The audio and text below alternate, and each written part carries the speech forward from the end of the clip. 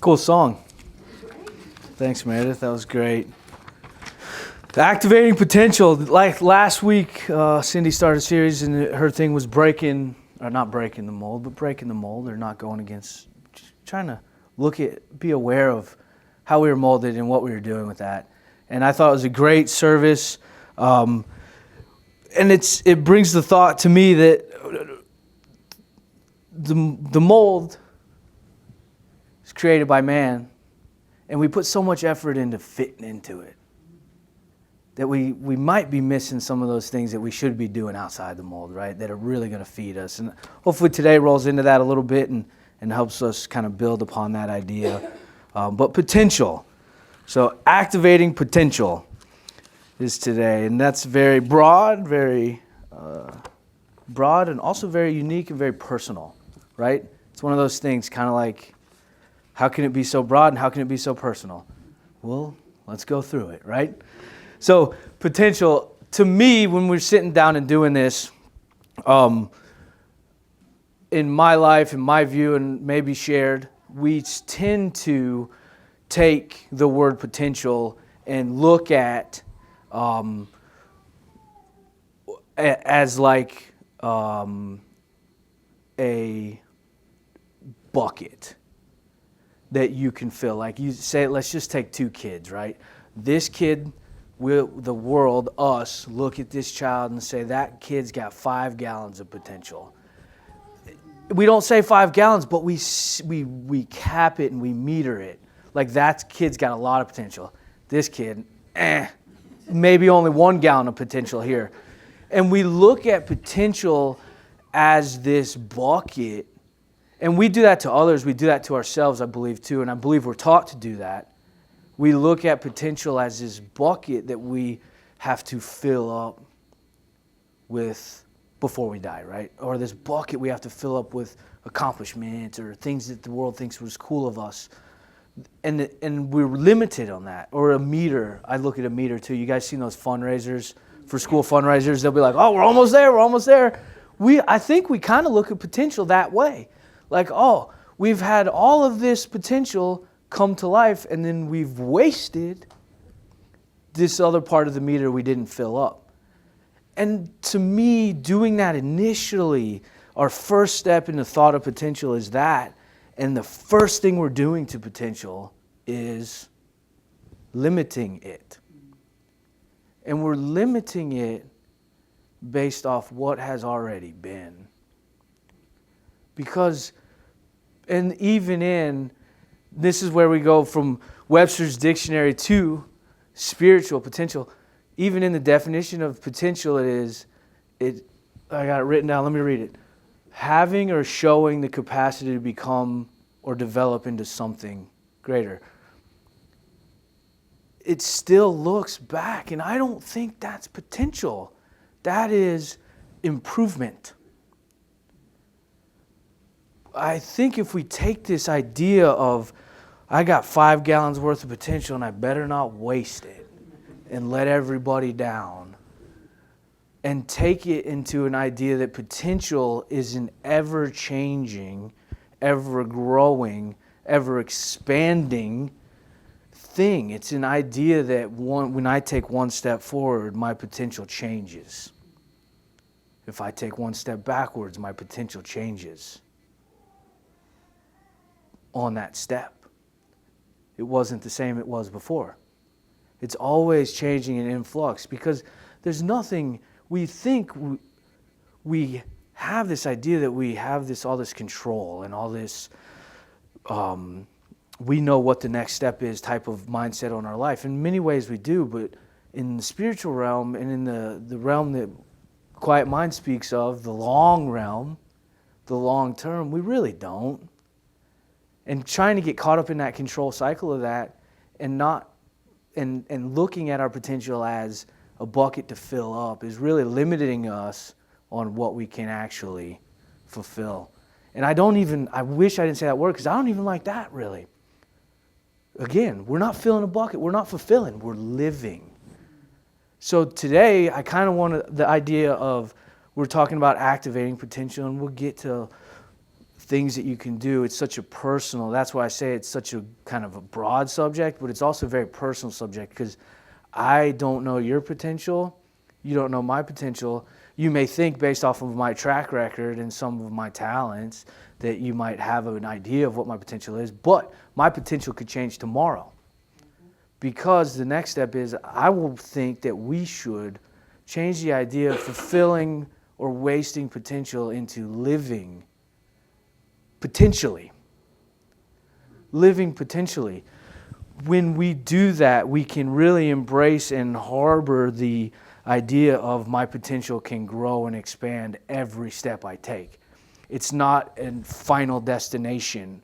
It's not a bucket that I got to fill to the red line and say, good job, I did good. It's I am going to say yes to this opportunity, and I don't know how it's going to work, and I'm going to take one step forward. And I don't know what my potential is going to be after that, but it's going to be different. And it's probably going to be greater if I followed my heart. And it's going to be more expanded. I give you an example. Does everybody else have that idea of filling up a bucket of potential or metering it some way to prove that we made it and we did what we were supposed to do? We practiced hard enough so we hit a home run in the game. That's our potential, right? I had this idea like so I'm 40. I just turned 40. It's been cool. And if I'm honest, it's the first time in my life I've thought about time, right? And not like willy-nilly, whatever, here we go. So I was thinking about it like, oh man, I wonder how much longer can I live, right? Thought crossed my mind. And I know all you seasoned guys are going to say, I'm all young and dumb and whatever. And I get it. And I'll say the same thing to the 40-year-old when I'm of upper age, right? But it's still a thought that crossed my mind. But the point is, what did I do? I did this. Okay. All right. I'm 40. I could probably, if I'm lucky, maybe get another 50 years out of this thing. And why did I come up with that? I came up with that with a multitude of reasons. My first thought was, well, I have been unhealthy. I have put stuff in my body that's not great. I have eaten a lot of Burger King. I have gone, and you guys see me. I do this physically, right? I have had some moments. I've definitely taken 10 years off. My dad died when he was 48. My uncle died young. Got a lot of dead family. And it's a joke, but what am I doing? I'm taking my potential number of years left, and I'm setting my meter based off of what has been. And a lot of it is based off of what has been for others. Because my dad died young, man, I only got 8 years left if I'm just like my dad, right? Thank you. That's a face. I've had that thought, Dave. It's crazy. And I'm not trying to be sad. I'm trying to let you guys know we do that like that. We go, potentially I got this because of this, this, and this. And 90% of it is other people or the world telling us or something that we made up in our head that's limited. But if I say, okay, I want to live, and this is the same idea, is from the same thought. I want to be happy and live and have a life so I can live potentially and say, you know what? I don't know what the number is going to be. But today, I'm going to eat something that feeds me. Really feeds me. And if it's a hamburger, it's a hamburger. If it's health food, it's health food. I'm going to do things that support my life right now through my potential so that my potential of lifespan can be redefined and can grow and can expand. Not the metered view of, well, because of this, this, and this, I should expect to only live blah, blah, blah. Right? But it's an extreme example. It's something topical in my life right now. I hope you guys understand what I'm saying. But we do that to everything in our potential. I tried last time. It didn't go good. Okay? So change from that metered aspect and that bucket full. And you know what? You look at the kid with 5 gallons, that kid's there's no gallons. That kid and that kid have unlimited potential. We got to teach the kids to live potentially every day so their potential can grow. Soapbox off. What does that say here? So another thing is like that, another aspect when we live kind of our potential versus trying to fill it up. Another aspect that happens is our world kind of grows around us to support that potential. Another quick story of mine, I've started kind of working out last year, about June. I'm about a year in, right, of really, really doing it. And I started just going down in the basement and saying, I'm going to do 10 push-ups, right? And I went down and I did 10 push-ups. That was my potential. The next day I said, I'm going to do 12 push-ups. And I went down and did 12 push-ups. That was my potential that day. The next day I said, I'm going to do 20. And I went down and did 18. And that was my potential. And my potential changed. And as my potential is changing, and as I'm doing it daily and trying to stay in that energy of allowing my heart to take me through into my potential, allowing that guidance to come from within without listening to everybody else, and not having the thought of, I'm going to start working out and I'm going to be able to run 10,000 miles and have a six-pack and I'm going to eat perfectly for the rest of my life. That ain't the real potential. The real potential is me standing down there and doing it. And then, so as I'm growing into that, I'm taking the steps into the potential. I have to get some heavier weights. I have to get a little bit more equipment in order to keep my potential growing. Keep my potential growing. Keep my potential growing. Now, within a year, I have cool, awesome gym in my basement that can sustain my growth. And will I need to add to it? Yes. And do I love adding to it? Yes. And it's based off of that everyday step into the potential of the difference. And then it's that change of potential expands and grows, and the world around you comes and is going to support that. Last week, Cindy talked about Abraham Lincoln. For those of you who are here, he lost a bunch of elections, but he kept kind of grinding it out. And her point was his opportunity. He didn't fit the mold at the point, but the opportunity came.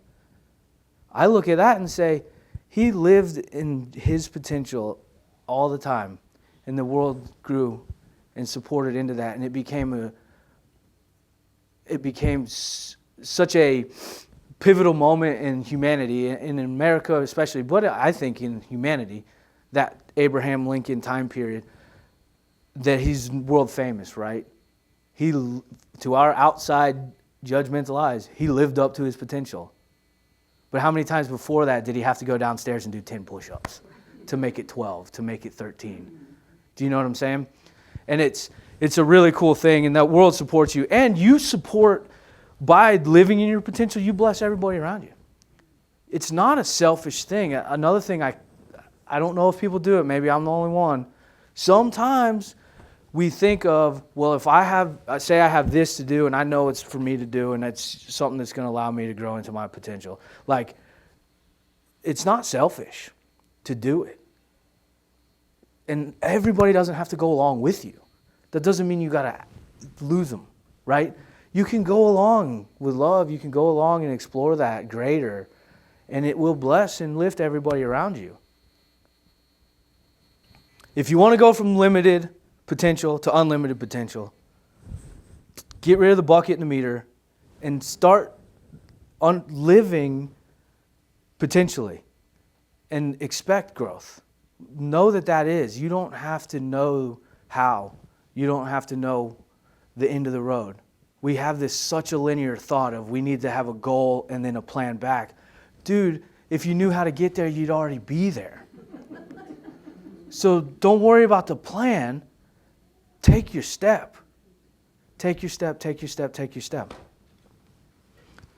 How do you recognize? Potential is such kind of, again, broad thing. How do you recognize potential? I really do believe a great place to start is in your talents. In your talents. You ever heard the expression, that guy's got God-given talent? We hear it a lot in sports. He's just got God-given talent. I don't know how he can hit the ball. It's true. It's true you have God-given talents. Those are talents. Our talents aren't here for us to show off. They're here for us to create with. And they are spiritually given to each individual of, why do you think we're all good at something different? It's not that some people were raised differently. They are God-given talents. And they are spiritually driven. And your potential lies in there somewhere. And that is a great place to start. I don't know what my potential is. Well, what are you good at? What have you always been good at? What is that one thing that I don't know how I do it. I just do it. That's your God-given talents. And they say God-given for a reason, because they are.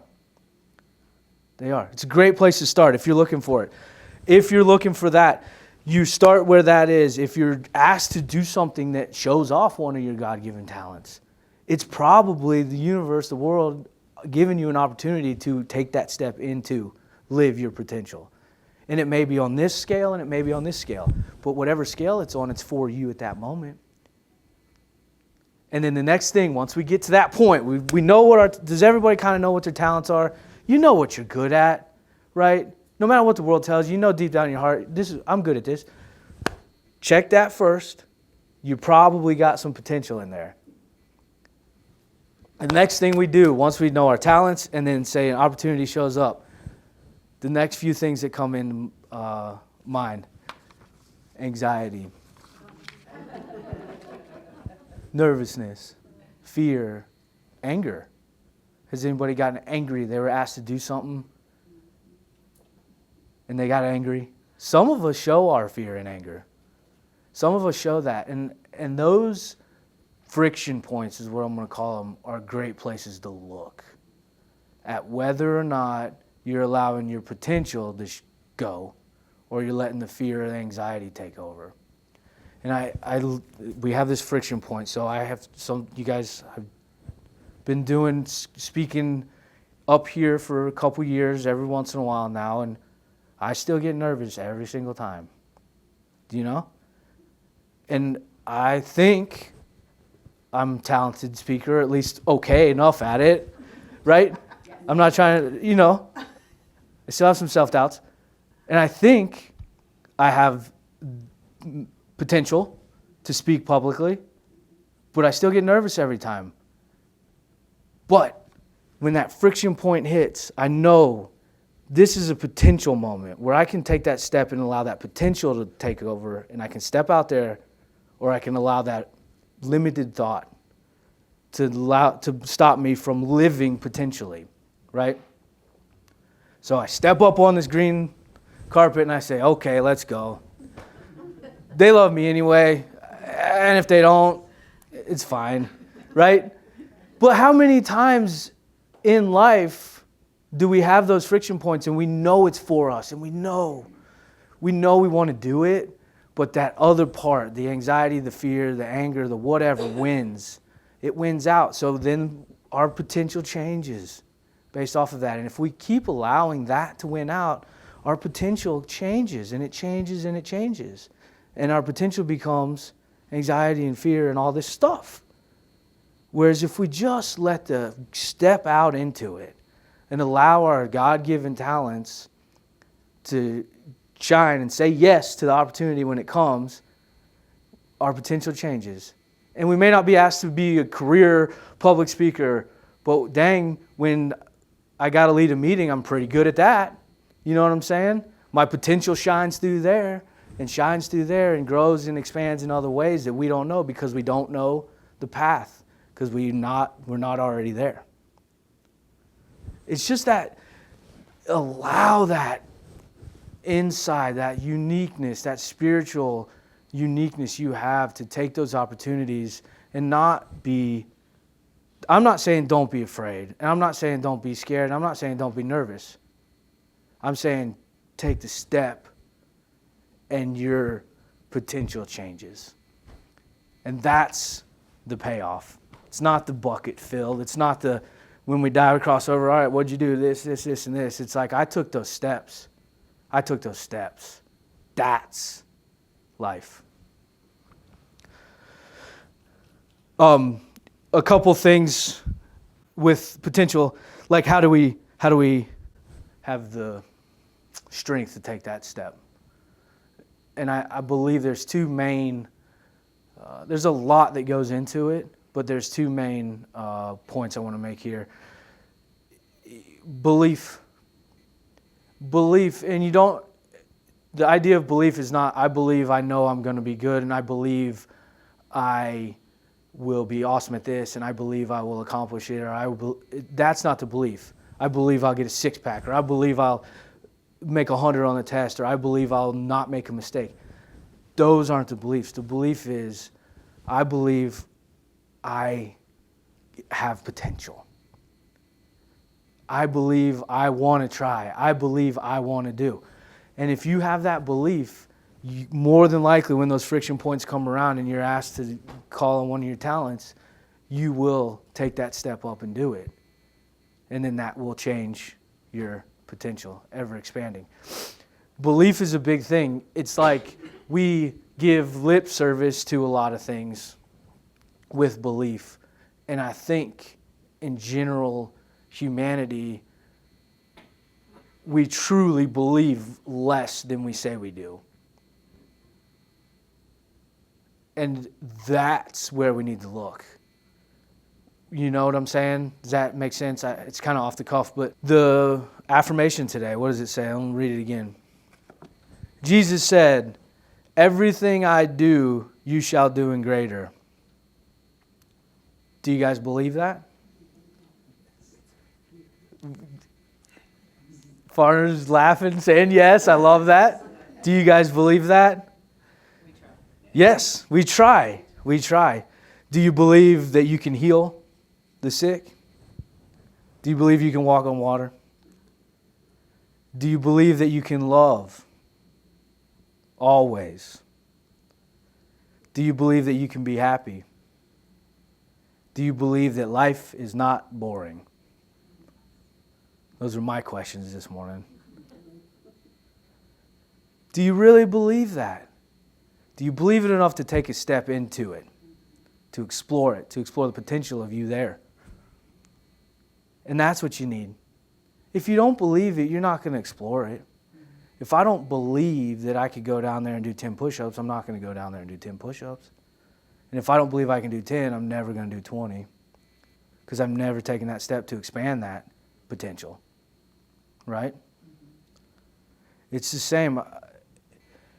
And it's an inner belief, and it's hard to define because you know it when you know it, and I can't tell you when you know it. But I know you know it. It's a lot of no's right there. And then the other thing, a big one for me is identity. We tend to think we are something, and therefore we don't participate in other activities, right? And all it does is limit our potential. Again, so it's a goofy example, but it's what came to me. Like, let's take, you got this guy and say he's the leader of the biggest, baddest biker gang ever, right? His identity, we're going to assume, is tough, rough, manly man, motorcycles, beer, and fighting probably, right? What if he has an urge or has an opportunity to start knitting? Or what do they call it? Crocheting. What's that thing? Right? Do you think that he may allow his identity to stop him from doing that? Right? Now, what if it's his potential, right? What if he doesn't take that opportunity because he doesn't want to take that step because his identity won't allow it, right? What if? What's wrong with the biggest, baddest biker gang that'll knock you out but also crochet you something? What's wrong with that? we laugh now, but if there's so many things wrong with that in his group, and it's all based off past, and it's all based off outside world telling you what to think and what to do. You guys, I don't know if you're familiar. I was kind of a sports guy. I always line up in sports, so if it's a bad analogy, sorry. It's one of my talents to make bad analogies about sports. So, a lot of times you get players, it's big in the NFL, you get football guys that have been playing football their whole life. And they've been working on their potential in football their whole life through their God-given talents of being super athletic. And really doing that and really exploring their potential, and then they retire. And their identity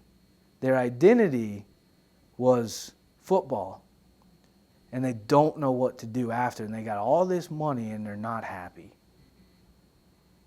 And they explored this potential of football through their talents, and they called it their purpose instead of just their potential that is ever changing.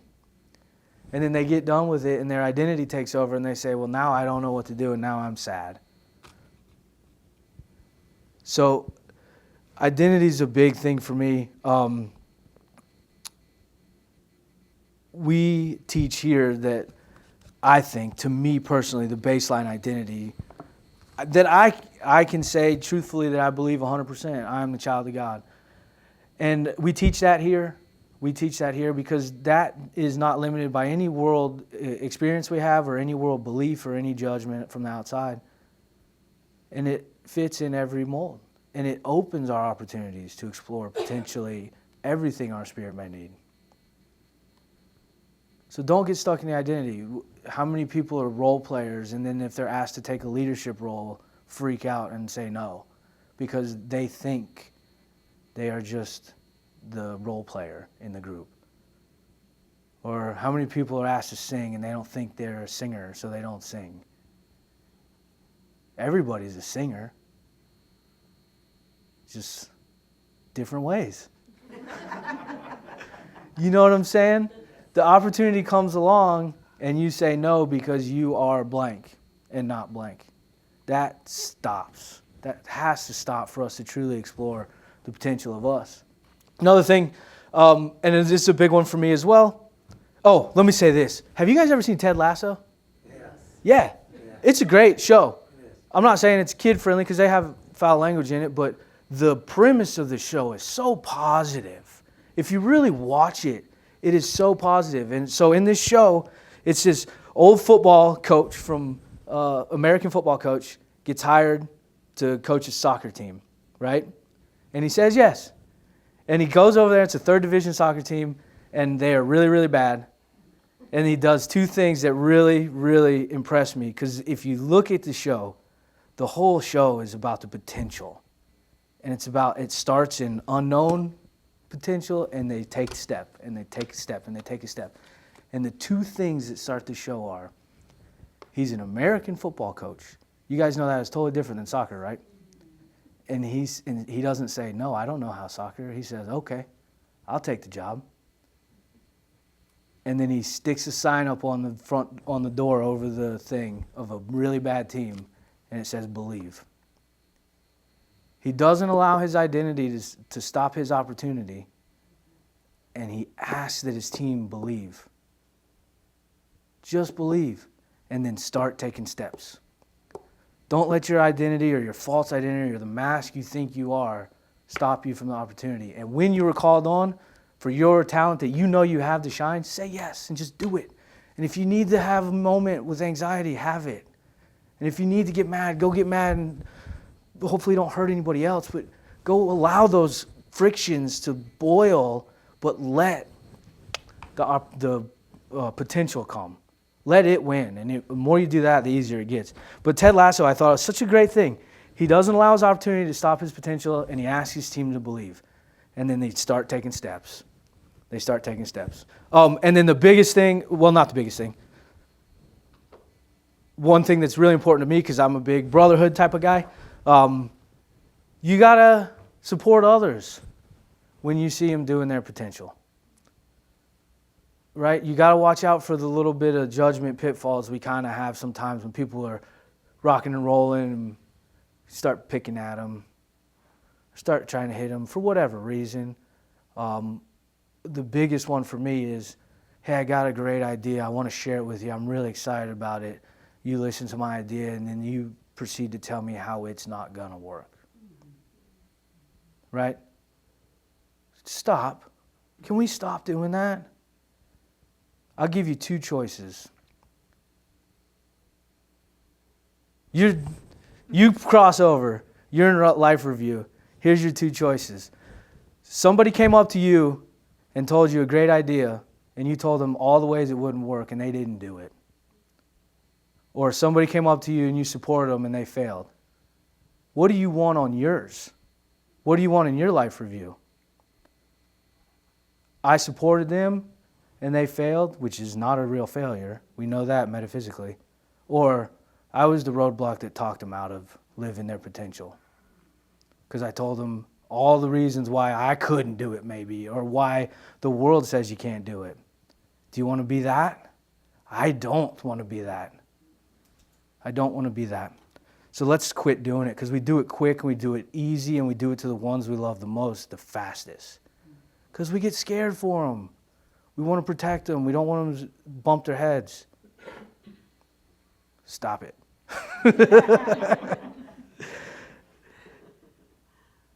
I got two quick things, ways to support. I know somebody who shall go unnamed that has wanting to start this new venture in their life, and a lip service. I'm always try to be supportive, and if I do, I start poking holes in people's things. Sometimes it's really easy to do. We think we're so smart, but I try to catch myself. So I haven't been doing it. I'm doing really good, and I'm trying to encourage them. And finally, I said, you know what? Let me do this. I want to buy you blank to support your new venture, and that you haven't even started yet, but I'm going to buy it for you. It's something I can afford, and you don't got to go around buying people stuff, but this is an example of supporting. So we get it for them. And then they're off and running, doing their own thing. I didn't do it for them. I just said, I'm going to do this. I'm going to help you out. I'm going to support you. I'm going to get you that thing you need to start that business you wanted to start. That's supporting us in our potential. I didn't tell her how many ways she could screw it up. I said she. I didn't tell her how many ways she could screw it up, right? I said, all right, I'll buy you that tent. Go get it. Go get it. And then another thing, Hazel is cool. We've been swimming a lot recently, and she's getting pretty good at swimming, and I'm proud of her, and I'm, macho, right? And I want to challenge her skills and make sure she can swim, and I want her to swim better than the kids around her. That's my ego, wants all those things.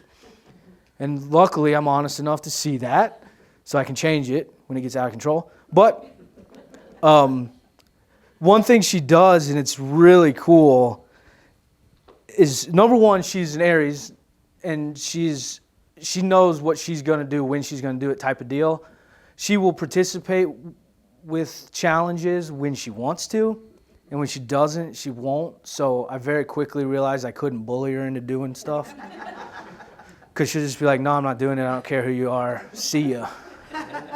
Well, come on, you can do it. So, but she picked up this thing. It started climbing into my truck. She'd say, go, Hazel, go, to herself and climb up into the truck. When it was a little too high for her to get up in there, she'd grab it, jump up there.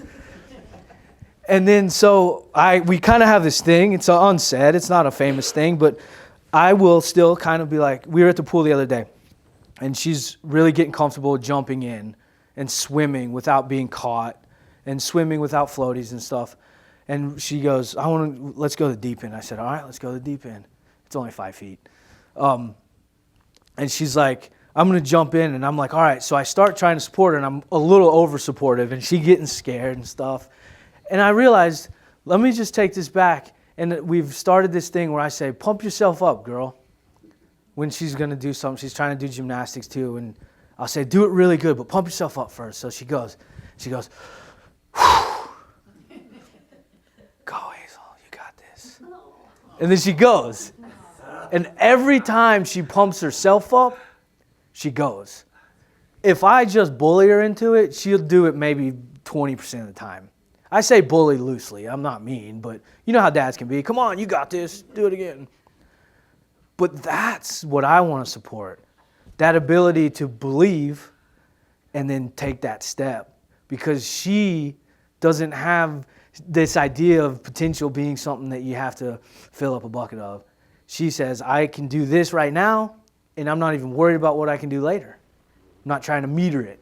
I'm just going to do what's in front of me. And I'm going to have the belief to do it myself. And it's not going to be me pushing her all the time to do it. So I think that's really cool. And if we come together and start supporting those things within each other, we will only receive that support with us when it's our turn. We will only receive that because we know what you give comes back to you. And if you give support, you will be supported. Yeah? You guys feel energized to go live potentially? Yes. It's not about knowing the destination or knowing how to get there. It's about knowing who you are and knowing it'll be good. Having that belief, it'll be great. And it'll be different. And it'll expand. All right, so let's go within and do our meditation. So put your feet on the floor. Deep breath in. And when you take your deep breath in, I want you to imagine it as all unknown potential. That breath is unknown potential. And as we breathe out, we want to focus on releasing those limited thoughts. Release our meter and our buckets. And then breathe back in that unknown potential.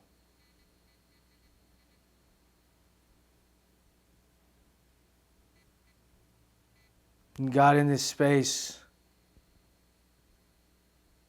we ask to call forth a talent. One of our talents. Show us one of our talents where our potential can expand.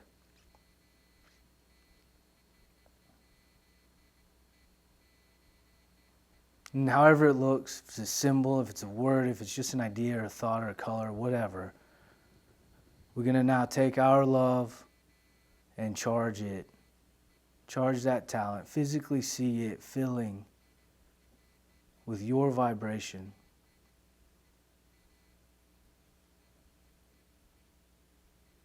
We know you have many. This is just the one for this morning. And then we ask God to charge it as well from the top as we charge from the heart. And fill this talent with the frequency of God and the frequency of love.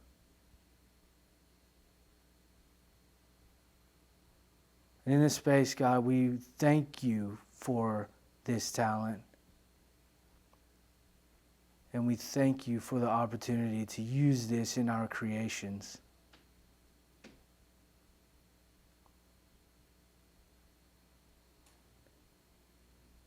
We are grateful that we have the opportunity to take steps forward to grow our potential and change our potential.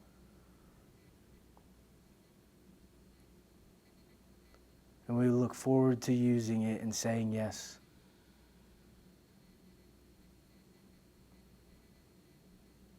Take a minute just to be with your talent, see how it makes you feel. If it's anxiety, worry, fear, or anger, that's where to start. That's where you can take your step. God, we love you. And we're grateful for this church and this church family and this opportunity to come together and expand our potential. So it is. So I hope you guys are chomping at the bit to go do something. Or nothing, potentially take a nap. Either way, it's good. Thank you.